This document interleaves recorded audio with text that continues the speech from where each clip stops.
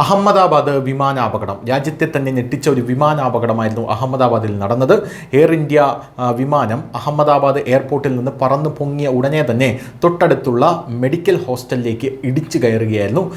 വിമാനത്തിലുള്ള എല്ലാവരും മരിച്ചു, ഒരാളൊഴികെ എന്നൊക്കെ നമ്മൾ ആ സമയത്ത് റിപ്പോർട്ട് ചെയ്തതാണ്. ഇപ്പോഴിതാ സുപ്രീം കോടതി ഈ വിമാനാപകടത്തിലെ അന്വേഷണത്തിൻ്റെ നിഷ്പക്ഷതയെക്കുറിച്ച് പരിശോധിക്കുകയാണ്. ഒരു വലിയ പ്രസ്താവന സുപ്രീം കോടതി നടത്തിയിട്ടുണ്ട്. അഹമ്മദാബാദ് വിമാനാപകട അന്വേഷണ റിപ്പോർട്ട് അത് ചോർന്നു. ഈ അപകട റിപ്പോർട്ട് എങ്ങനെ ചോർന്നു? ഇത് സുപ്രീം കോടതി ആശങ്ക പ്രകടിപ്പിക്കുകയാണ്. അന്വേഷണ റിപ്പോർട്ട് ചോർന്നതിന് ശേഷം ചില മാധ്യമ റിപ്പോർട്ടുകൾ പൈലറ്റിനെ കുറ്റപ്പെടുത്താൻ ശ്രമിച്ചു. സംഭവത്തിൽ പൈലറ്റിനെ കുറ്റപ്പെടുത്തുന്നത് നിർഭാഗ്യകരമാണെന്ന് സുപ്രീം കോടതി പറഞ്ഞു.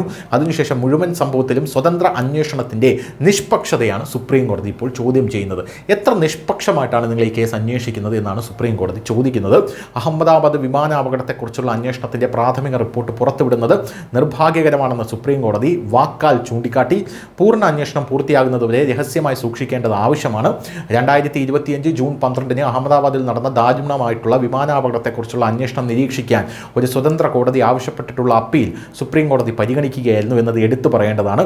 ഈ അപകടത്തിൽ 260 പേരാണ് കൊല്ലപ്പെട്ടിരിക്കുന്നത്. ജസ്റ്റിസ് സൂര്യകാന്തും എൻ കോടീശ്വർ സിംഗും അത് കേൾക്കുകയായിരുന്നു.